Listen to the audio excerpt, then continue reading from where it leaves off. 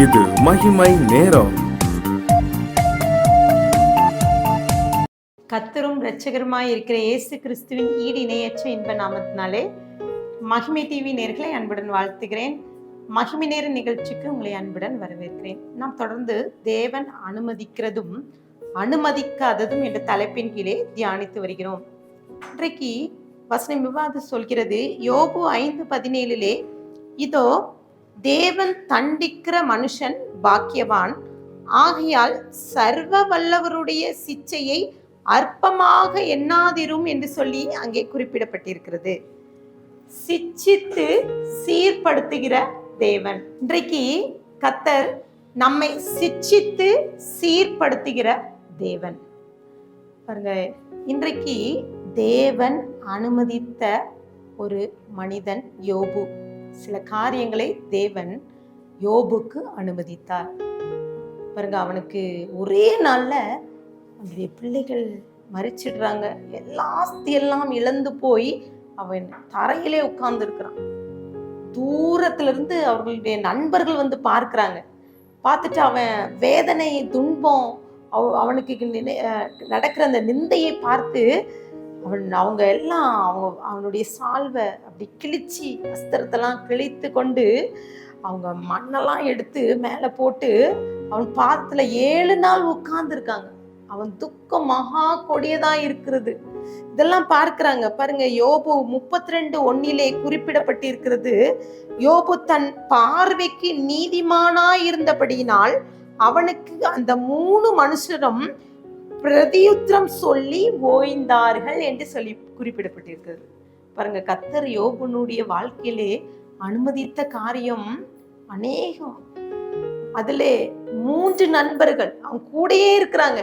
அவன் எங்க செஞ்சாலும், அவன் நின்னா, நடந்தா, போனா, அவன் என்ன செஞ்சான் எல்லாம் தெரிந்து அவன் கூட இருந்த அவனுடைய சகோதரர்கள் என்ன செய்யறாங்கன்னா, அவனை குறை சொல்ல ஆரம்பிக்கிறாங்க. 7 நாள் அமைதியா இருந்தாங்க. ஆனா அதன் பின்பதாக அவர்கள் பேசின வார்த்தைகள், அந்த காரியங்கள்லாம் கேட்டு யோபு சொல்றான், என் சஞ்சலம் அளக்கப்பட்டு என் நிர்பந்தம் எல்லாம் தராசிலே வைத்தால் நலமா இருக்குமா. அவன் சஞ்சலமும் நிர்பந்தமும் தராசுல வச்சு அளந்தா நலமா இருக்கும். ஏன்னா அது கடற்கரை மணலை காட்டிலும் அதிகமா இருக்கும். அவ்வளவு சஞ்சலம், அவ்வளோ நிர்பந்தம், அவ்வளோ காரியத்தையும் அவன் அனுமதிக்கிறான். அது மாத்திரம் இல்ல, இந்த உலகத்துல வாழனா ஒவ்வொருத்தருக்கும் ஒரு குறிப்பிட்ட நாட்கள் உண்டுன்னு அறிவோம்ல. அது எப்படின்னா, ஒரு வேலைக்காரனை போல நம்ம வாழ்றோம்னு சொல்றான்.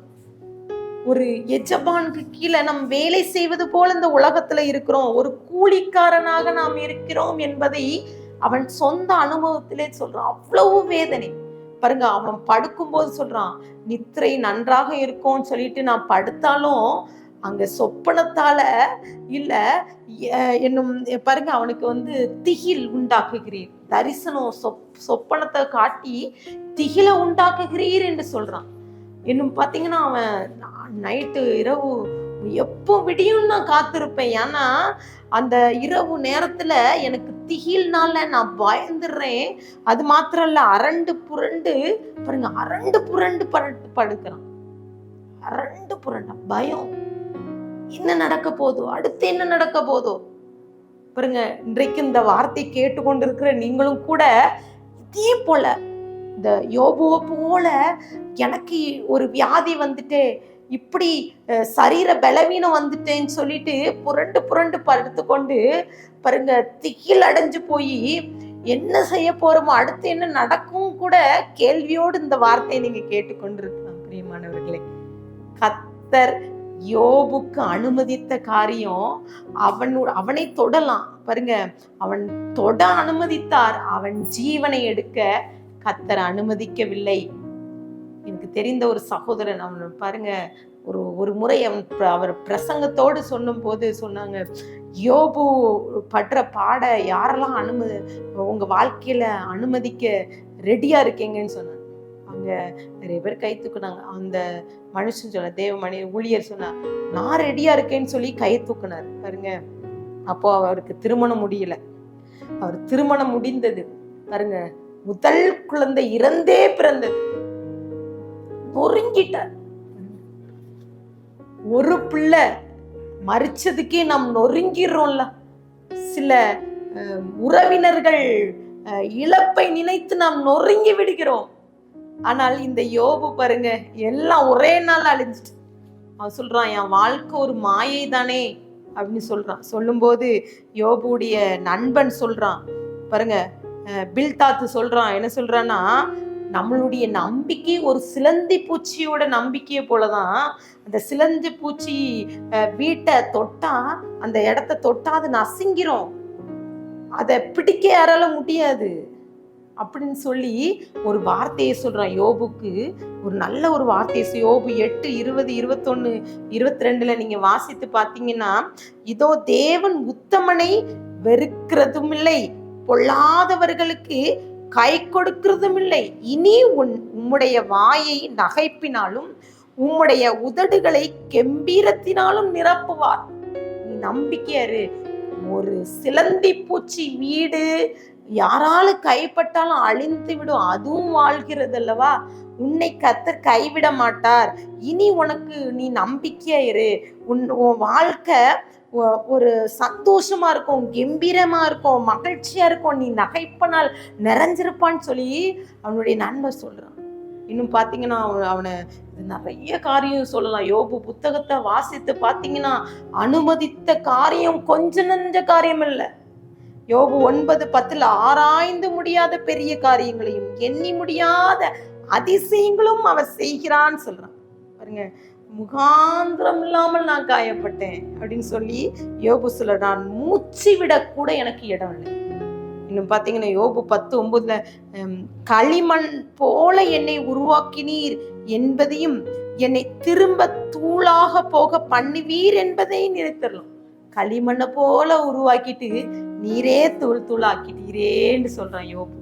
இன்னும் பார்த்தீங்கன்னா யோபுவுடைய வாழ்க்கையிலே சாத்தான் யோபுவை தொட அனுமதி தொட்டான். ஆனால் அவன் மரணத்தை, அவன் ஜீவனை எடுக்க அனுமதிக்கவில்லை. இன்றைக்கு கூட கர்த்தர் உங்க வாழ்க்கையிலே கூட ஏதோ ஒரு வியாதிய இந்த பிசாசின் போராட்டத்தினால தொட்ட அனுமதி கொடுத்திருக்கலாம். ஆனால் கர்த்தர் உங்க ஜீவனை எடுக்க அனுமதி கொடுக்கவே மாட்டார். இன்னும் வசனம் சொல்லுது, யோபு பாருங்க, அவன் நிறைய, அவனுக்கு கர்த்தர் ரெட்டிப்பான நன்மையை கொடுக்காரு பாருங்க.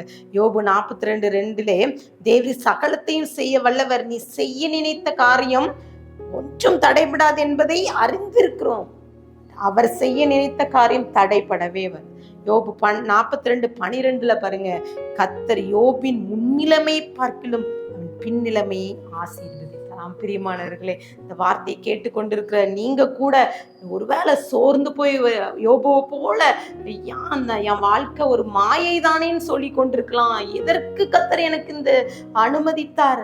ஒருவேளை இனி மரணம், என் வாழ்க்கை இனி நான் மரணிச்சு விடுவேணும்னு சொல்லிட்டு கூட இந்த வார்த்தையை கேட்டு கொண்டிருக்கலாம். படுக்கும்போது கூட நீங்க சிந்திச்சு கொண்டு புலம்பிக் கொண்டு இருக்கலாம். கர்த்தர் உங்க வாழ்க்கையிலே ஜீவனை கொடுக்க வல்லவரா இருக்கார். கண்களை மூடி ஜெபிக்கலாம். அன்பின் பிதாவே, எங்களோடு பேசியிருக்கீங்க.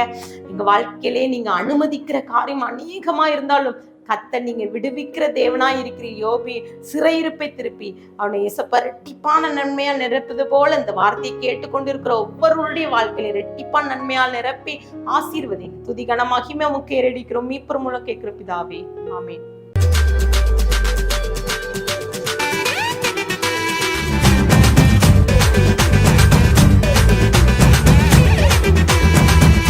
மகிமை மகிமை மகிமை மகிமை மகிமை